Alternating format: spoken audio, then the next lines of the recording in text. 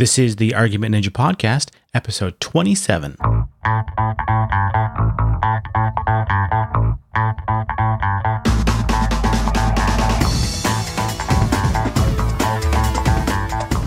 Hello, everyone. Welcome back to the show.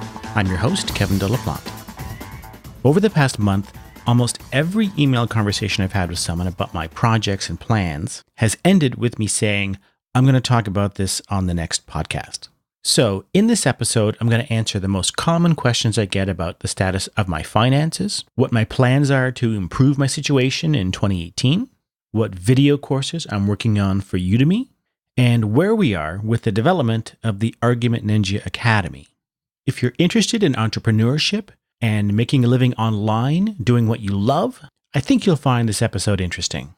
But before we get into that, I just want to mention that I recently published a new sketchbook video in my Tribalism and Critical Thinking series. This one is called In Our Tribe We Trust, and it's available on YouTube.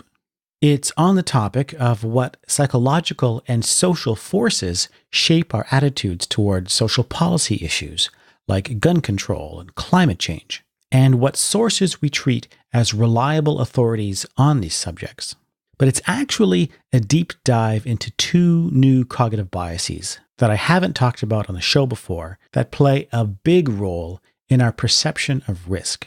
It's just over 30 minutes long, so it's like a separate podcast episode, and I encourage you all to check it out if you haven't already.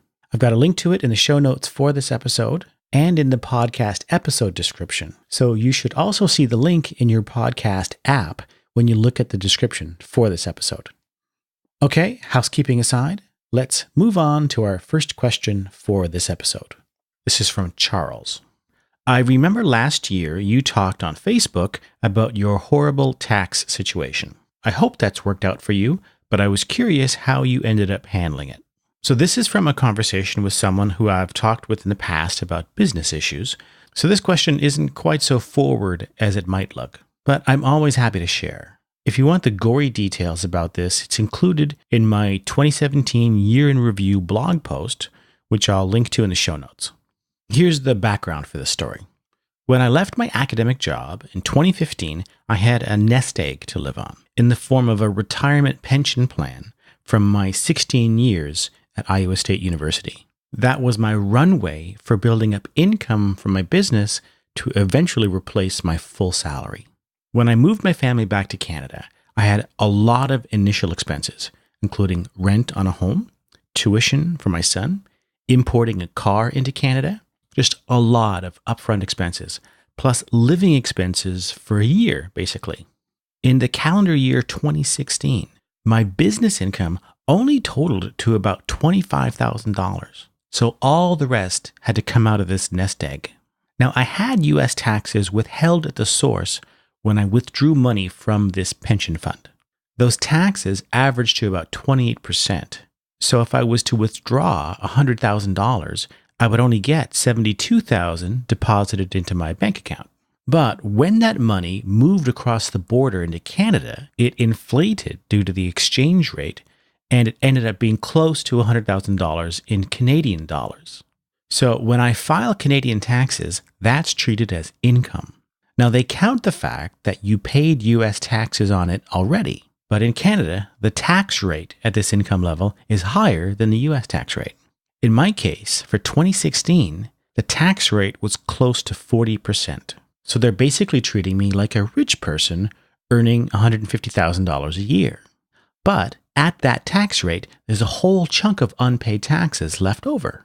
So in the end, when you added that to my business income for 2016, which also needed to be taxed, the result was that I owed the Canadian government $25,000 in taxes that was due in April of 2017. Then, over the course of the summer, I learned that I was being audited by the Canadian government. But not just the Canadian government. I was also audited by the U.S. federal government and by the state of Iowa. So I had to deal with 3 tax audits in the year in which I was stuck owing $25,000. Well, as you can imagine, very stressful for us. I'm blessed with a certain equanimity about these things. Not everyone in my family is. This was a hard period, no doubt about it. Oh, and the best part of the Canadian audit? 6 months later, they send me a letter saying that I owe them another $4,000 because they denied my medical tuition deduction. If you have a kid who needs special tutoring for diagnosed learning disorders like dyslexia or ADHD, you can claim that as a medical expense. My son's high school is designed specifically for kids with dyslexia and other learning disorders. Anyway, long story short, I got that straightened out. I didn't have to pay that extra $4,000. But I still needed to handle this tax bill. Now, when you're in this situation where you owe more in debt than you have the resources to pay back, that's called being insolvent. To manage this, you need to talk to a licensed insolvency trustee. In my case, I had two options, both of which require you to pay back some amount over a period of time. One is bankruptcy.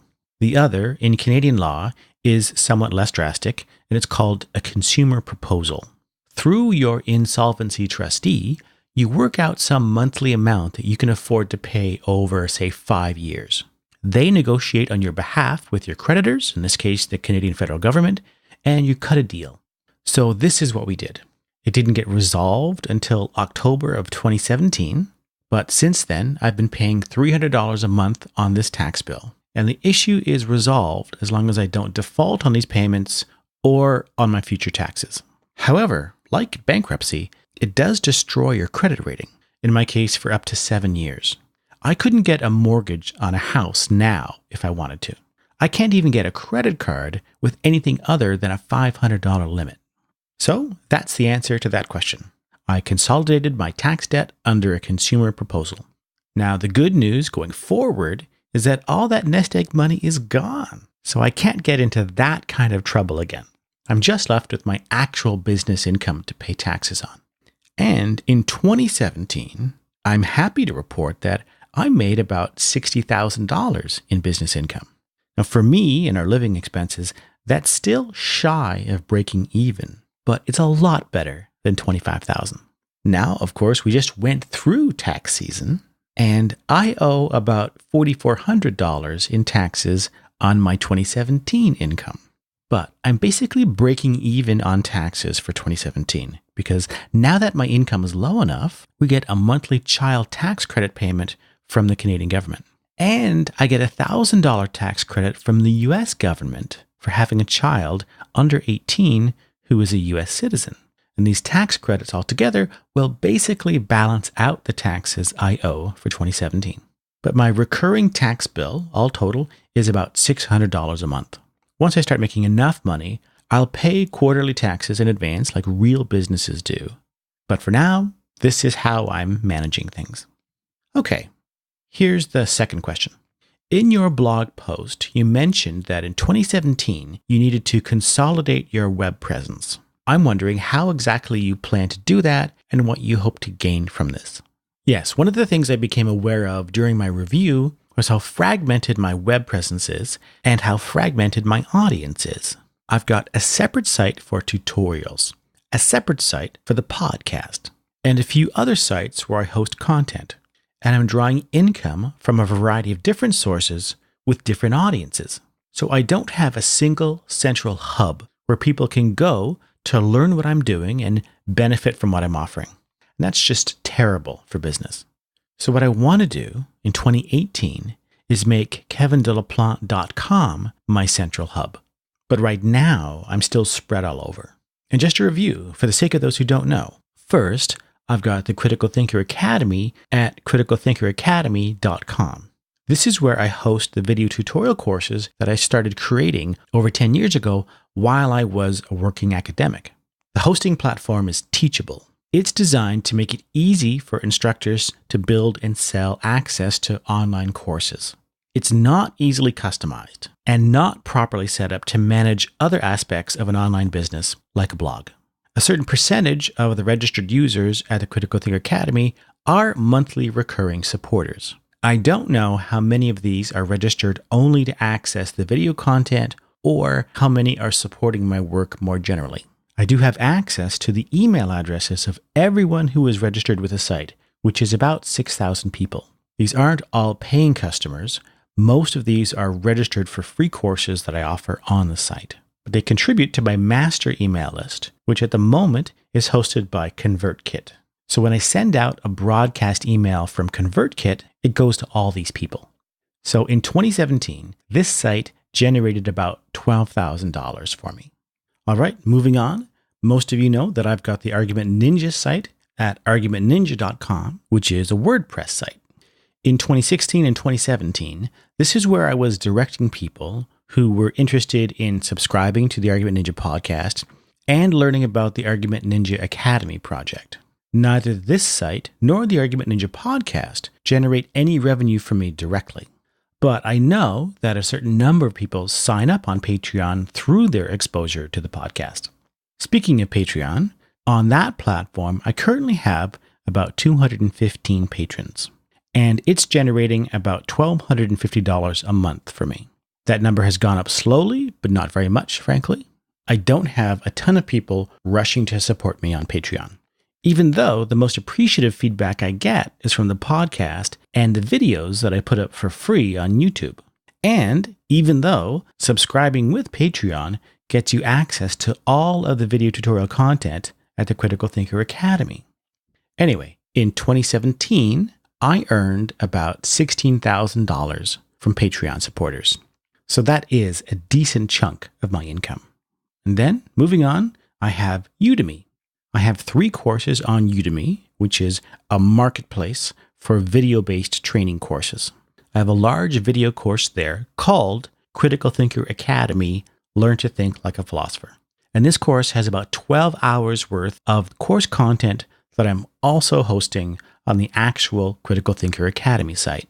I also have a course on cognitive biases and a course on essay writing.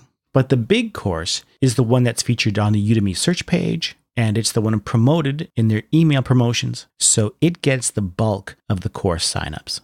These are one-time purchases, and most of these purchases are heavily discounted within the $10 to $20 range, of which I usually get either half or a quarter of that, depending on the source.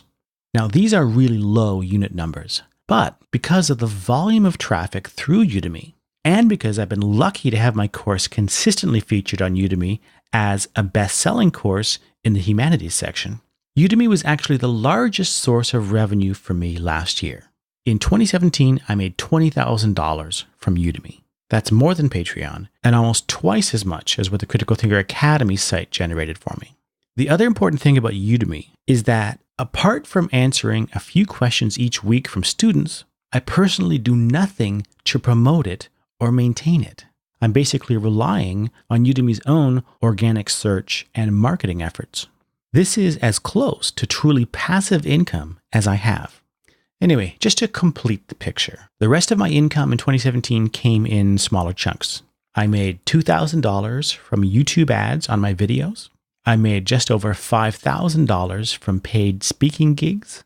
And I made $3,300 from consulting work. I'll talk more about consulting work in a future episode. It's an interesting topic.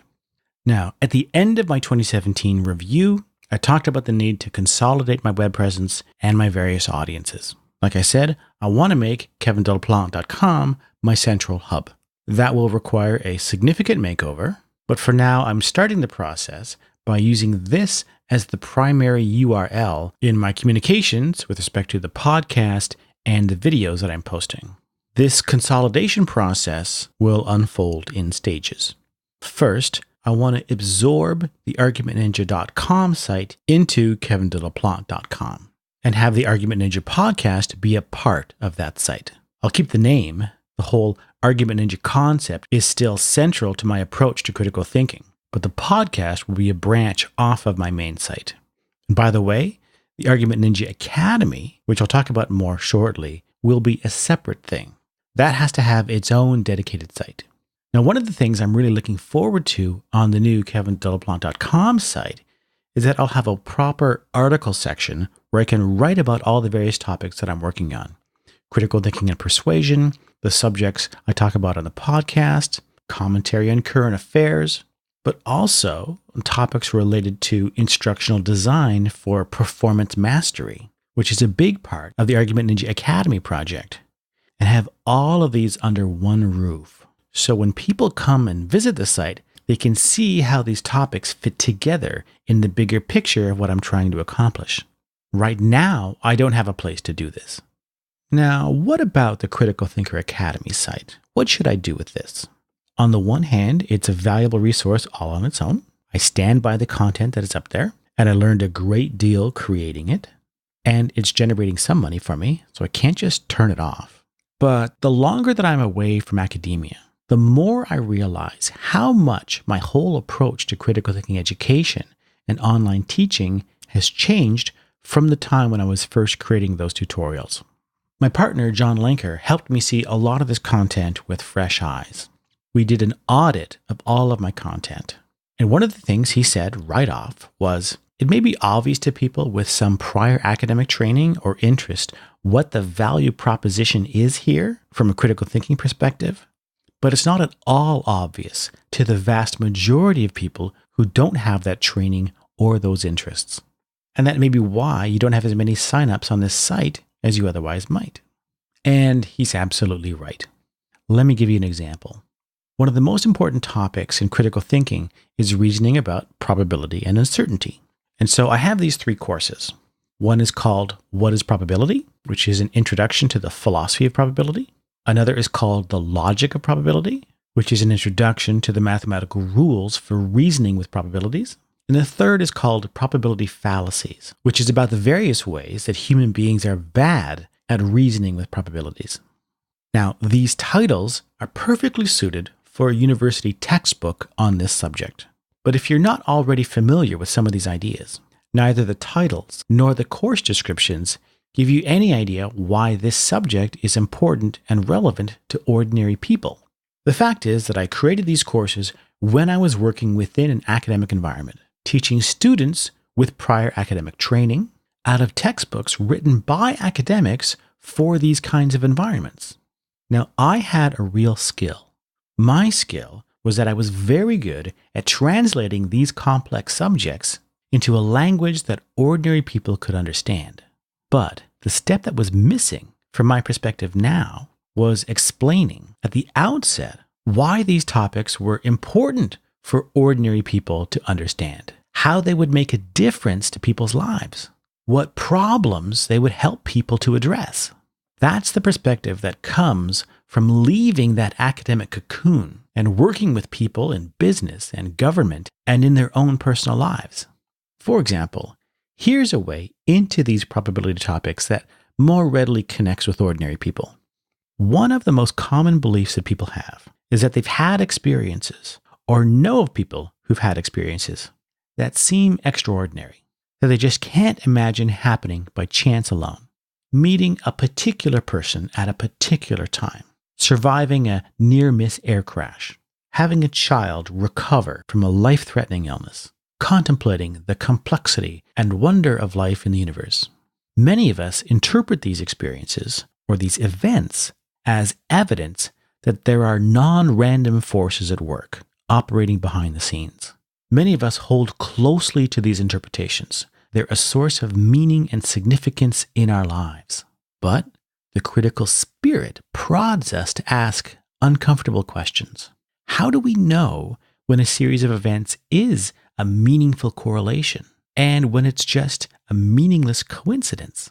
We know coincidences happen. How can we tell the difference? When would it be important to us to be able to tell the difference?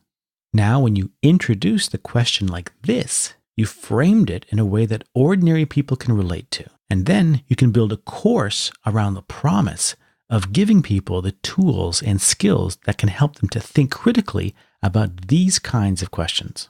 Now, this is all just to say that if I was to design a course on critical thinking about probability and uncertainty now, it would look different from what I produced several years ago. And that's true for most topics. So here's what I would like to do.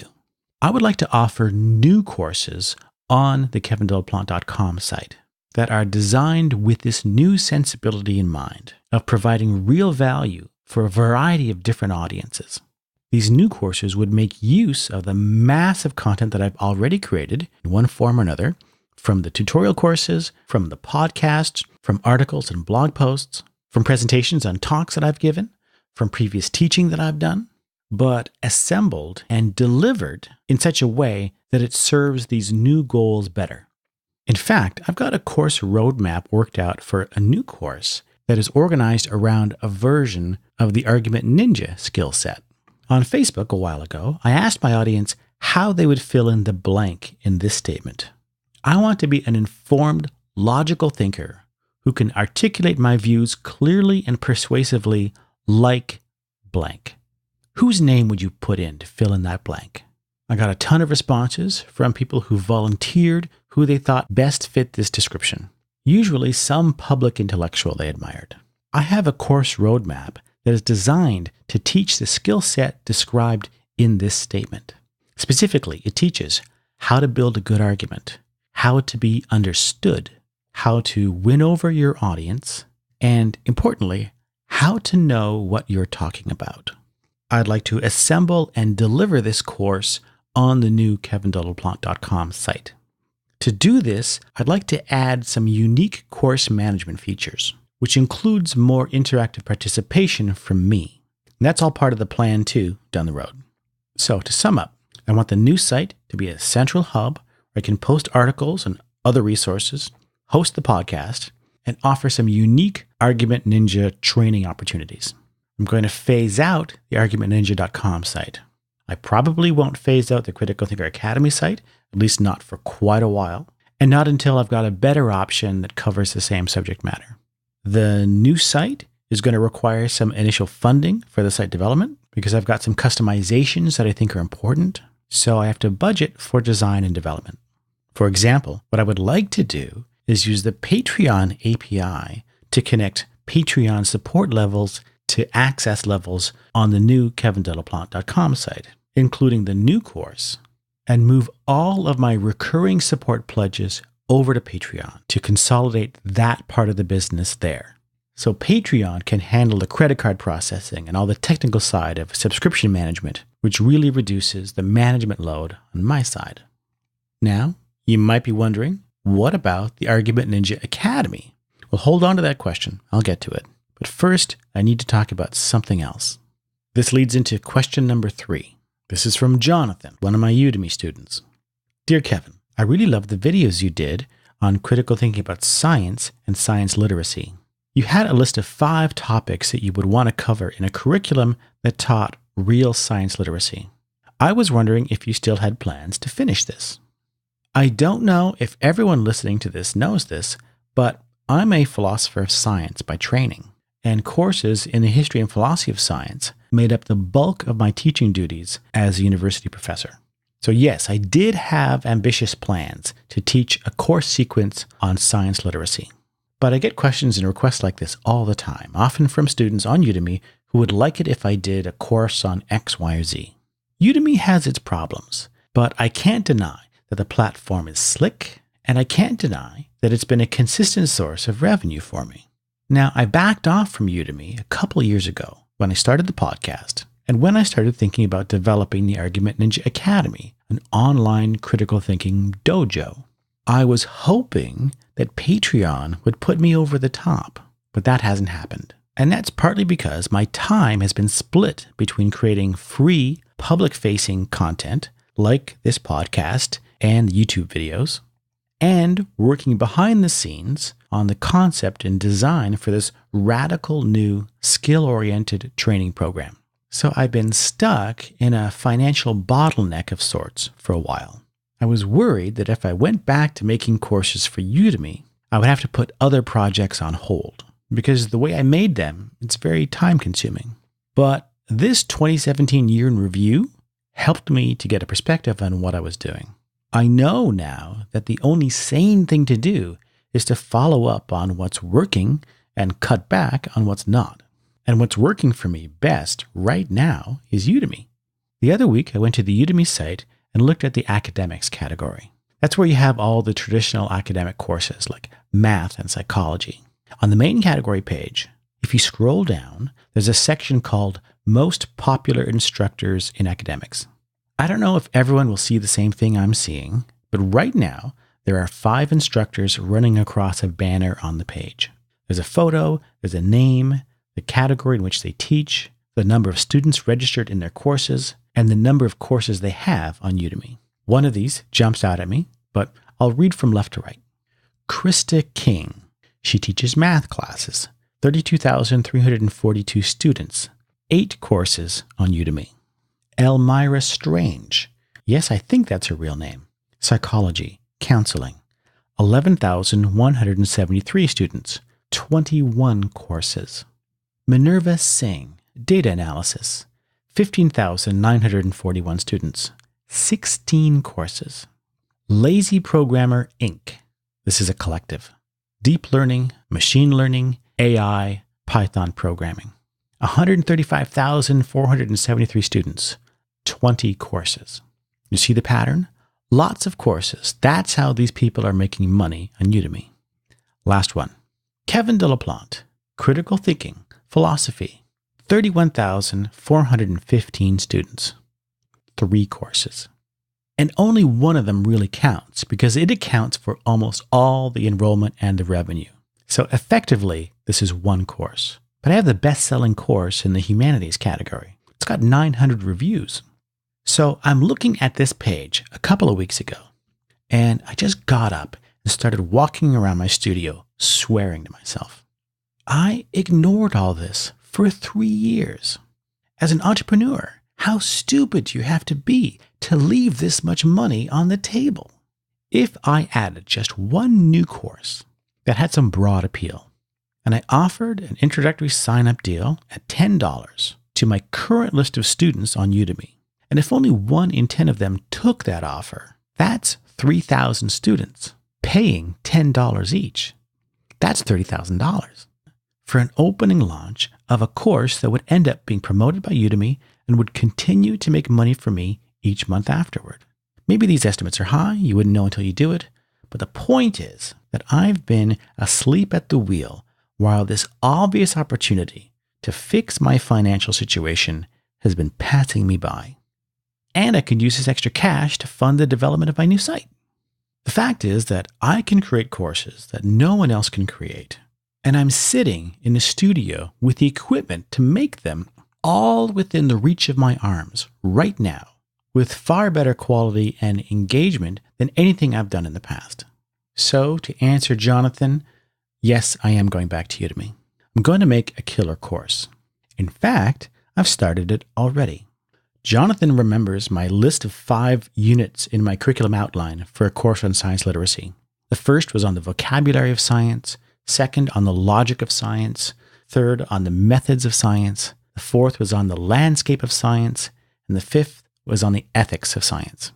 Each of these is a big topic. My original vision was for a Cosmos-style multi-part series. But we can start smaller. The course that I've started is organized around the first unit, the vocabulary of science. What do terms like theory, fact, law, hypothesis, and model mean? How do scientists use them?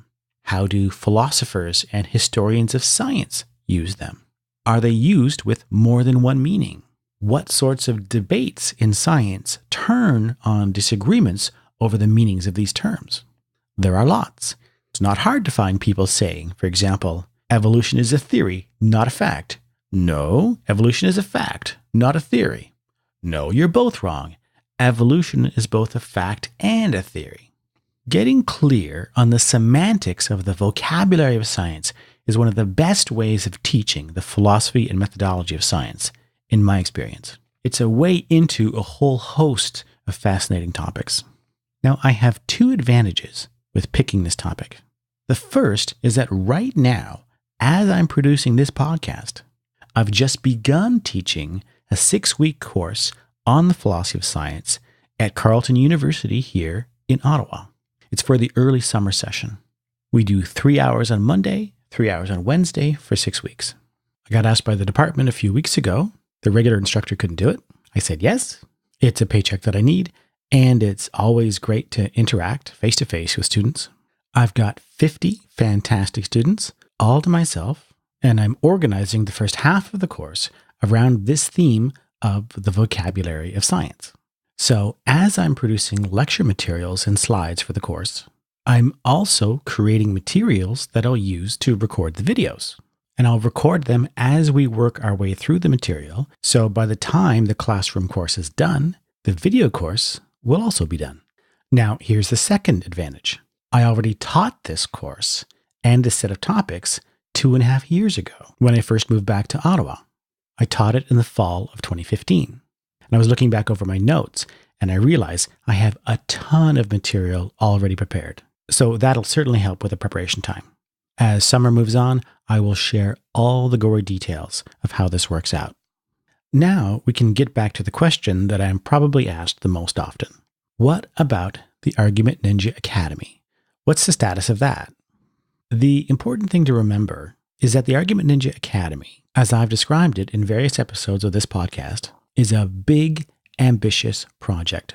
It's not an ordinary online course. It's a program that is designed to teach performance skills in a progressive, incremental, cumulative fashion over an extended period of time. The instructional design is unique. The resources needed to implement and manage the program are unique, and it'll be a team project. There's a big gap between the resources I have at my disposal right now and the resources needed to make this a reality.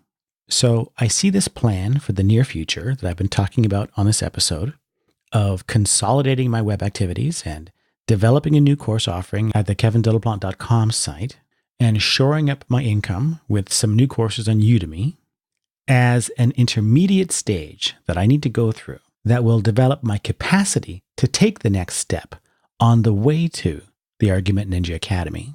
In the meantime, for those of you who have been wondering how your recurring support will be rewarded beyond the satisfaction of helping me keep doing what I'm doing, you'll have the new courses that I'm developing to look forward to, which I promise will not disappoint. Okay, that's it for this episode. Thank you for listening. Next episode, I want to talk about some of the really interesting discussion that has come out of the Jordan Peterson show, episode 26, and from my tribalism videos. So stay tuned for that. There are some important topics to discuss here. I'll just close with a reminder that the support I receive on Patreon really does make a difference for me. And you can help me keep doing what I'm doing by becoming a patron. You can find all the relevant links in the episode description. Thanks again, and we'll talk to you soon.